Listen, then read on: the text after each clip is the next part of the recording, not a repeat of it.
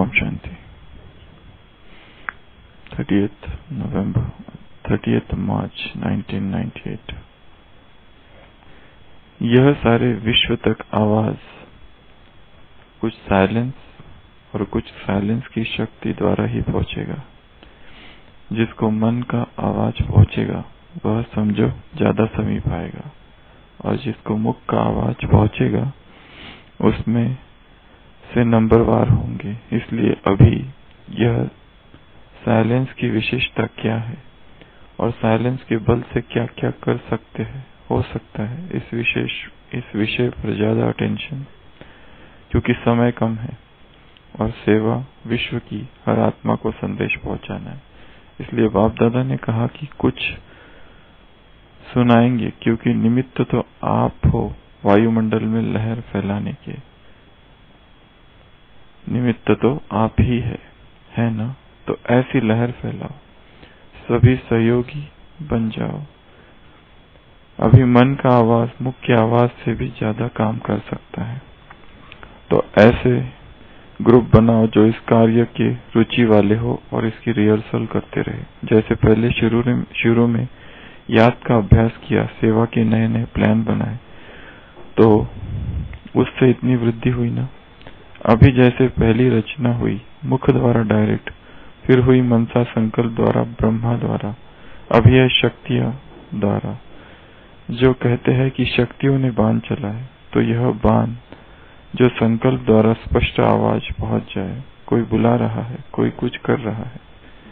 जैसे कोई को स्वप्न पीछे पड़ जाता है, जब तक वह काम पूरा नहीं करता तो बार बार स्वप्न उसको जागृत करता रहता है।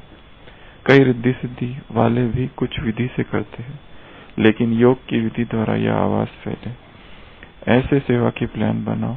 जैसे अभी यह उत्सवों का वर्ष मनाया है, अभी वह तो हो गया। अभी फिर ऐसी कोई लहर फैलाओ जो विहंग मार्ग की सेवा हो। मुख की विहंग मार्ग की सेवाएं तो बहुत की, उसकी रिजल्ट तो है ही। अभी फिर कोई नवीनता, समझा? देखेंगे कौन कौन इसमें नंबर लेते हैं। 30th मार्च 1998। कल सुना था कि मनोबल की सेवा भी होनी चाहिए। मन का आवाज है संकल्प। तो यह सारे विश्व तक आवाज कुछ साइंस कुछ साइलेंस की शक्ति द्वारा ही पहुंचेगा। जिसको मन का आवाज पहुंचेगा वह समझो क्या ज्यादा समीप आएगा, और जिसको मुख का आवाज पहुंचेगा वो नंबरवार। इसलिए अभी यह साइलेंस की विशेषता क्या है और साइलेंस के बल से क्या क्या कर सकते हैं, हो सकता है, इस विषय पर ज्यादा अटेंशन, क्योंकि समय कम है और सेवा विश्व की हर आत्मा को संदेश पहुंचाना है।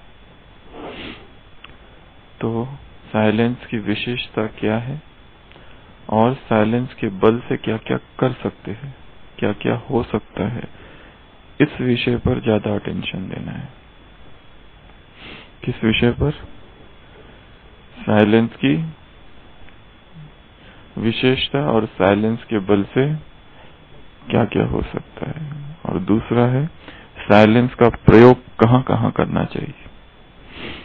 बाबा जब साइलेंस शब्द का प्रयोग करते हैं तो हिंदी में शांति की शक्ति, इस तरह इसका अर्थ होता है। साइलेंस का बल अर्थात केवल मौन नहीं, साइलेंस बल अर्थात योग की शक्ति, आत्मिक बल।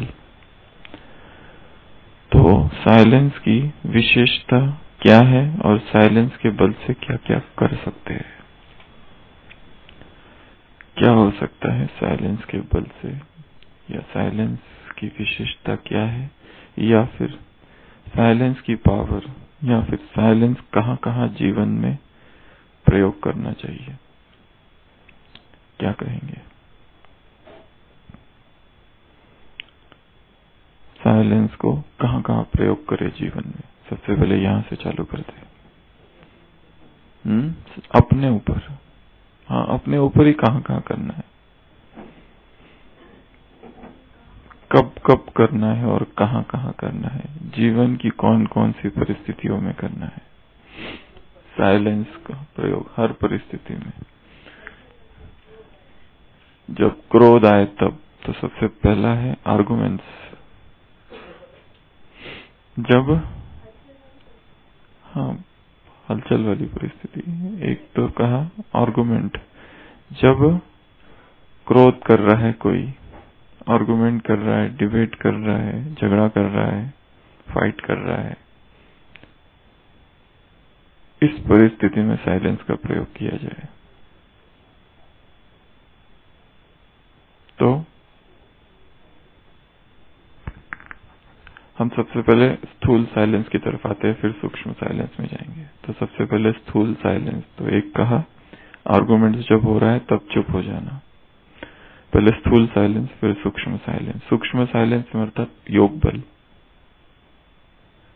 स्थूल साइलेंस अर्थात मुख का मौन। तो एक तो आर्गुमेंट्स, फाइट्स, झगड़ा, तब मौन हो जाना। दूसरा कोई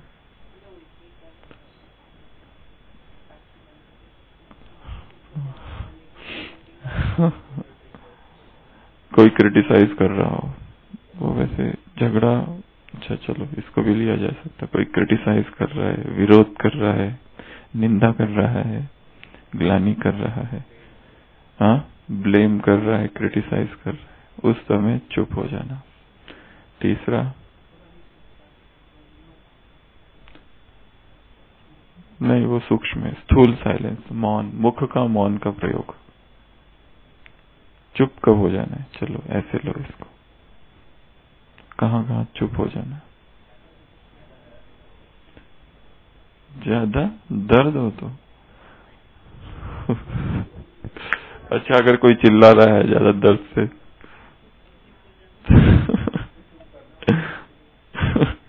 नहीं नहीं, वो नहीं, दूसरा बताओ।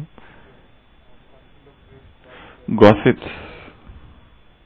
पहला है आर्गुमेंट, दूसरा है क्रिटिसिज्म, तीसरा है गॉसिप्स, झरमोई झगमोई।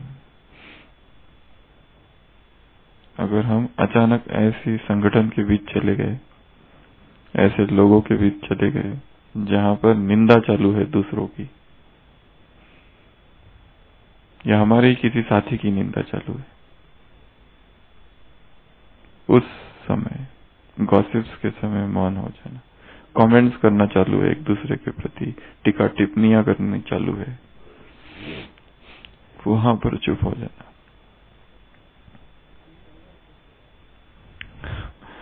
अगर हम हाँ में हाँ मिलाते गए तो इसका मतलब ये होगा कि हमारी सहमति है, वो जो कुछ बातें उस व्यक्ति के प्रति कह रहे हैं हम भी उसमें राजी है। और हम यदि किसी की निंदा करते हैं तो अव्यक्त महावाक्य है बाबा के, क्या होगा? दुगुनी निंदा होगी।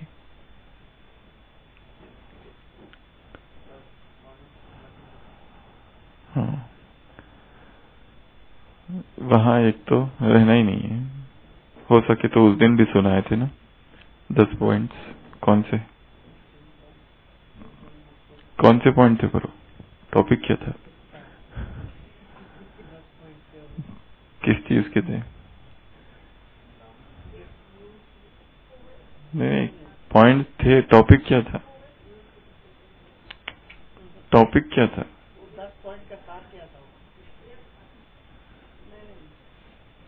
टॉपिक क्या था? किस बातों की थी वो? व्यर्थ संबंध संपर्क। व्यर्थ संबंध संपर्क भी क्या कर देता है? खाता खाली कर देता है, अकाउंट खाली कर देता है। तो उसकी वो बातें थी। उसमें और कुछ पावरफुल बातें हैं, वो कभी और सुनाएंगे। तो यहाँ बाबा कह रहे साइलेंस। पहले तो स्थूल साइलेंस, तो arguments, fights, criticism, gossips.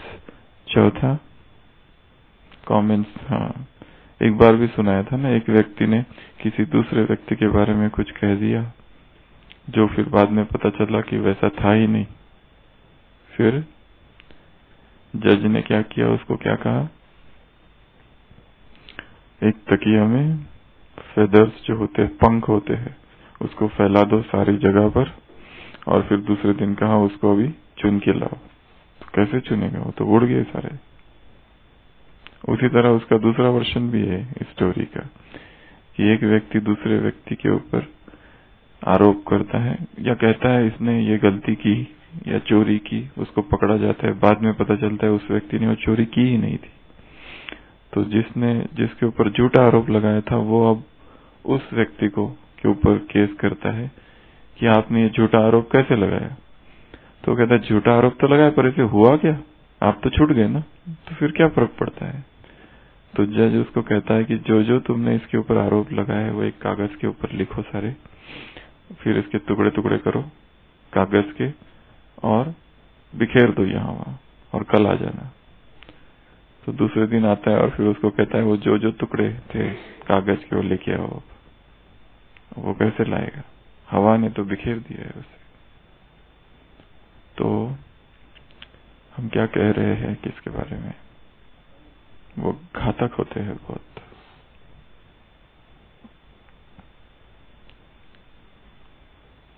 Next, स्थूल साइलेंस का प्रयोग कहाँ करना है। किससे गलती, हमसे या किसी और से।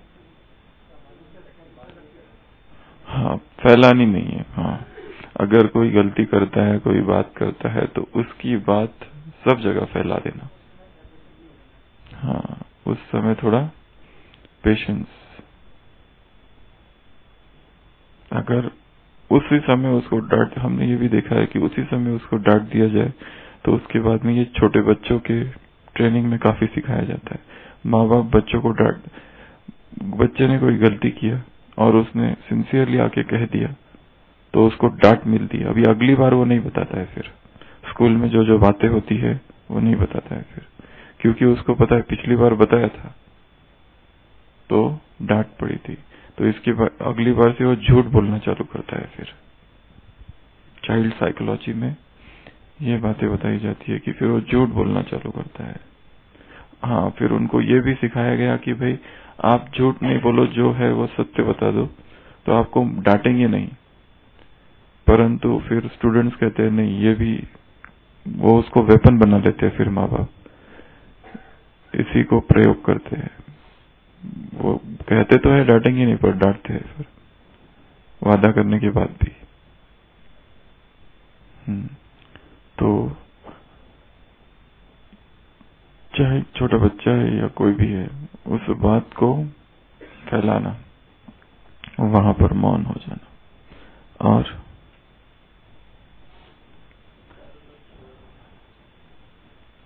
चारों तरफ शोर हो तो चुप हो जाना।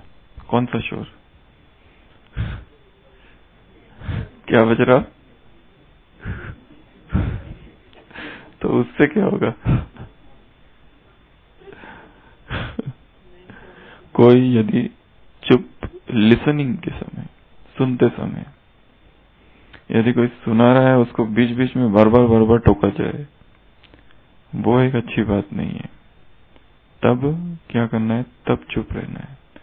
कोई कुछ सुना रहा है, हमारे पास आकर अपनी बात कह रहा है, या दो लोग अपनी आपस में बात कर रहे हैं, उसके बीच में कुछ कहना, वो जो है वो भी, वहां साइलेंस का प्रयोग किया जाए।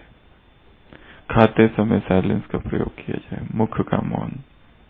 ये तो सबसे मुख्य धारणा है ब्राह्मणों की। भोजन करते समय मौन, चाहे बाप की याद हो या ना हो, कम से कम मुख का तो मौन करो, क्योंकि जब बात कर रहे हैं तब तो याद है ही नहीं। चलो नहीं कर रहे तो कोई कहेंगे ना कि देखो मौन तो रखते परंतु याद कहाँ है। परंतु फिर भी उनकी स्थिति उनसे अच्छी है जो बात करते करते भोजन कर रहे। इसके लिए भोजन मौन में, मुख का मौन। हाँ, जो वो तो बोला पहला ही पॉइंट, उसके पहले का पॉइंट वही था, सुनते समय लिसनिंग। नेक्स्ट, हाँ, ये एक महत्वपूर्ण पॉइंट है। जब हम अकेले हो तो हमारी मनुष्य की ये टेंडेंसी है, उसकी ऐसी, उसका स्वभाव है कि वो उस साइलेंस को फिल करता है दूसरी चीजों से, रेडियो, टीवी, गीत या कोई भी आवाज वाली एक्टिविटी से। उसके लिए साइलेंस में रहना बड़ा मुश्किल है जब अकेला हो व्यक्ति, When the home is silent, that time you should remain in silence. तो जब कोई ना हो, एकांत में हो, तब उस एकांत को हम और चीजों से भरना चाहते हैं, आवाज वाली चीजों से, गीत वो तो चलो अच्छा है, परंतु इस संसार में साइलेंस में बहुत कम रहना चाहते हैं लोग। साइलेंस को भरना चाहते हैं दूसरी बाहरी चीजों से। तो वहां पर तो ये तो हो गया स्थूल साइलेंस। फिर है मुख का, फिर है मन का मौन, योग बल, आत्मा का बल, आत्मिक बल, आत्मिक शक्ति, शांति की शक्ति। तो बाबा ने कहा शांति की शक्ति द्वारा ही पहुंचेंगे। जिसको मन का आवाज पहुंचेगा वह समझो ज्यादा समीप आएगा, और जिसको मुख का आवाज उसमें नंबरवार आत्माओं को आंतरिक टचिंग हो, उनके हृदय को टच हो जाए, वो बात है। जब आंतरिक टचिंग हो जाती है तो फिर बहुत ज्यादा करने की जरूरत नहीं पड़ती है। स्वतः ही व्यक्ति सब कुछ छोड़ देता है, स्वतः ही। जब दिल से लग जाती है कोई बात, और जो दिल से बात जो लगती है वो साइलेंस के बल से लगती है। यज्ञ में एक उदाहरण है, हृदय पुष्पद आदि ने अपने अनुभव में लिखा है शायद, कि उनके पिताजी बहुत व्यसनी थे, दारू वगैरह बहुत पीते थे। तो जब बाबा के पास लेके आए उनको, और बाबा ने पहले बात की और फिर मम्मा से कहा कि इनको थोड़ा ज्ञान स्पष्ट करो। तो मम्मा की जो एक ही बात उन्होंने सुनी और सब छोड़ दिया, जो भी बुरी आदतें थी। मम्मा ने उनसे कहा कि ये देह तुम्हारा मंदिर है और आत्मा अनादि स्वरूप में पवित्र है। तो ये देह को मंदिर में हम कभी मांस मदिरा कभी नहीं देते हैं, तो आप क्यों देते हो? बस ये बात उनको ऐसी लग गई कि उनके घर में जितनी कीमती बोतल थी सारी दारू की, वो एक एक करके पकड़ के फेंकने लगे बाहर। उनके भाई ने कहा कम से कम हमें तो दे दो, फेंको तो नहीं। तो आपने छोड़ दी तो ठीक है, पर ये बहुत महंगी बोतल तो अब मैं तो नहीं खाऊंगा, किसी और को भी पाप नहीं करने दूंगा। तो जब बात दिल से लगती है तो दिल से लगने का साधन है मौन की शक्ति, साइलेंस का बल, आत्मिक बल, योग का पावर ऑफ साइलेंस। नहीं तो वो बोल साधारण से बोल हो जाते हैं। उस बोल में शक्ति हो, और वो शक्ति आत्मिक बल से ही आएगी, नहीं तो साधारण से बोल रह जाते हैं। तो जिनको मन का आवाज लगेगा वो क्या होंगे, ज्यादा समीप आएंगे, और जिनको मुख का आवाज उसमें नंबरवार हो जाएंगे। इसलिए अभी ये साइलेंस की विशेषता क्या है और साइलेंस के बल से क्या क्या कर सकते हैं, हो सकता है, इस पर ज्यादा अटेंशन। इस बल से क्या क्या हो सकता है, इसके ऊपर आज सभी चिंतन करें। साइलेंस के बल से क्या क्या हो सकता है। हम कौन सी ऐसी बातें हैं जो मुख से नहीं कर सकते, शब्द से नहीं कर सकते, स्वर से नहीं कर सकते, वर्ड से नहीं कर सकते, स्पीच से नहीं कर सकते, परंतु साइलेंस से कर सकते हैं। उसके ऊपर सभी चिंतन करें। और सेवा विश्व की हर आत्मा को संदेश पहुंचाना। इसलिए बाप दादा ने कहा है कि कुछ सुनाएंगे, क्योंकि निमित्त तो आप ही हो वायुमंडल में लहर फैलाने की। तो ऐसी लहर फैलाओ, अभी सहयोगी बन जाओ। अभी मन का आवाज मुख्य आवाज से भी ज्यादा काम कर सकता है। तो ऐसे ग्रुप बनाओ जो इस कार्य के रुचि वाले और इसकी रिहर्सल करते हो।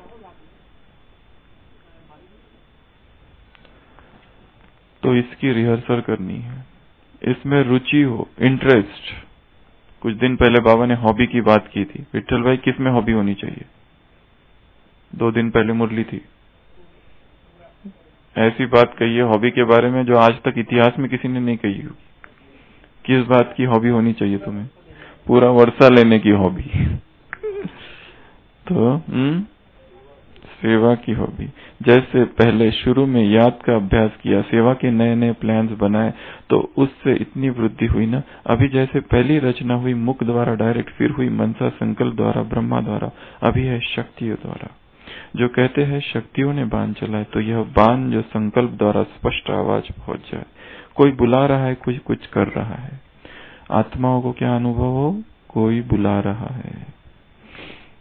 उनको लगे ये हमारे क्लोज रिलेटिव है, नजदीक के संबंधी है। पहले रिलेशन, फिर कनेक्शन। यही है वही है, यही है वही है। ये अनुभव आत्माओं को, यही गाइड है, यही मास्टर है, यही मैसेंजर है, यही एंजल है। तो ये उनको अनुभव हो आत्माओं को। उसके लिए इन स्वरूपों में हमें टिकना होगा पहले तो क्या लगे उनको कोई बुला रहा है। हमने कुछ कहा नहीं, परंतु उनको टचिंग हुई कि ये बुला रहे। उनको लगे कि इनके पास कुछ है, इन्होंने कुछ पाया है, इनके जीवन में कुछ प्राप्ति है, कुछ अनुभव है, कुछ खजाना है, और हम रिक्त है, हम खाली है। भले चांद पर चले गए, अगले संडे की मुरली में है, पर उनको लगेगा कुछ नहीं पाया, अंदर अनुभव नहीं है। तो जैसे कोई को स्वप्न पीछे पड़ जाता है, जब तक वह काम पूरा नहीं करता तो बार बार स्वप्न उसको क्या करता है?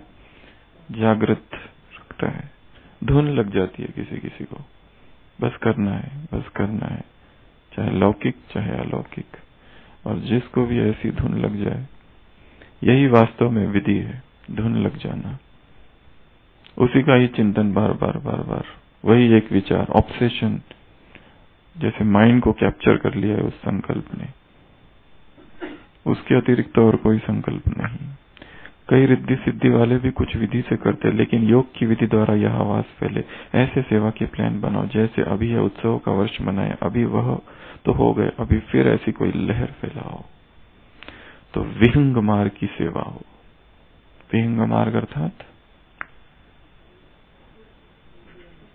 विहंग किसे कहते हैं? पंछी। इतनी तेजी से सेवा हो, विहंग मार्ग की सेवा। मुख की विहंग मार्ग की सेवाएं तो बहुत की, उसकी रिजल्ट तो है। अभी फिर कोई नवीनता, समझा? बाबा हमेशा ही नवीनता की बात करते, हमेशा नवीनता लानी है, नवीनता लाओ, नवीनता लाओ, नवीनता लाओ। हर बात में नवीनता लानी है, समझा? देखेंगे कौन कौन इसमें नंबर लेता है, हर चीज में नवीनता। तो यहाँ एक जो बात कही है कि जैसे कोई को स्वप्न पीछे पड़ जाता है, जब तक वह काम पूरा नहीं करता तो बार बार वो स्वप्न क्या करता है? उसे जागृत रखता है। कोई भी मन में विचार आ गया कि हमें ये करना है, और वो इतना तेजी से अगर आ गया कि जब तक ये पूरा ना हो जाए तब तक चैन से नहीं बैठता है व्यक्ति।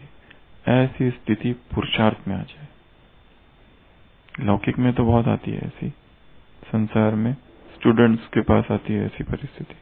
जब तक एग्जाम नहीं होती है तब तक सब छोड़ देते हैं, सब छोड़ देते हैं। टीवी देखना छोड़ देते हैं, खेलना छोड़ देता है, दोस्तों के साथ जाना छोड़ देते हैं, केवल पढ़ाई करते रहते हैं दिन रात। तो वही यहां पर लाना है। एक छोटा सा लड़का था जो गया नौकरी करने के लिए, नौकरी मांगने के लिए एक व्यक्ति के पास। तो उसको ऑफिस बॉय करके चुना गया कि हाँ तुम साफ सफाई ये सब करने के लिए विदेश में। तो उसको चुन तो लिया गया, पर अंत में उस मैनेजर ने पूछा तुम्हारा मेल आईडी क्या है? उसने कहा मेल आईडी, मेरे पास कंप्यूटर ही नहीं है, मेल आईडी मेरे पास है ही नहीं। उसने कहा मेल आईडी नहीं है मतलब एग्जिस्टेंस ही नहीं है, जीवन ही नहीं है, और जिसका जीवन ही नहीं है वो काम क्या करेगा? इसके लिए तुम जा सकते हो। तो बहुत उदास हो गया कि मेरे पास मेल आईडी नहीं है और मेरे पास कंप्यूटर नहीं है, आज के युग में तो जरूरी है। तो उसको घर भेज दिया। वो बेचारा अकेला गया तो क्या करे, तो उसके पास कुछ दिखाया, $10 थे। $10 से उसने कुछ फल खरीदे और फिर फल 1-2 घर में जाके बेचे, घर में जाके खुद कुछ पैसे मिले। फिर दूसरे दिन सोचा ये काम मैं थोड़ा और जल्दी करता हूँ, तो सुबह सुबह जल्दी उठ गया, फिर जो पैसे थे उससे फल खरीदे और फिर और बहुत जगह बेचे, देर रात तक बेचे। फिर उसको थोड़ा $60 मिले, फिर थोड़े और पैसे मिले। फिर सोचा उसने कि थोड़ा अभी ज्यादा फल खरीदूं ताकि ज्यादा बेच सकूं। फिर करते करते करते करते उसने जैसे एक बिजनेस चालू कर दिया, छोटा सा चालू किया था, फिर बड़ा होते होते होते होते होते दिखाया है कि बहुत बड़ा बन गया बिजनेसमैन। और एक दिन फिर उसके पास, और यही काम में वो लगा रहा और थोड़ा अमीर हो गया। फिर उसको लगा कि थोड़ा भी इंश्योरेंस करना चाहिए, तो इंश्योरेंस एजेंट को बुलाया अपना इंश्योरेंस करने के लिए। इंश्योरेंस किया। इंश्योरेंस एजेंट ने पूछा कि आपका मेल आईडी क्या है? तो उसने कहा मैं तो कंप्यूटर भी नहीं है मेरे पास, मेल आईडी भी नहीं है। उसने कहा बिना मेल आईडी के तुम इतने महान बन गए, सोचो अगर आपके पास मेल आईडी होता तो क्या बनते हो? कहता हाँ, अगर मेल आईडी होता तो आज वही ऑफिस बॉय वहां होता। तो लगन, स्वप्न, जैसे किसी को धक्का मिलता है ना कोई, उसके बाद एकदम से ये हो जाता है व्यक्ति।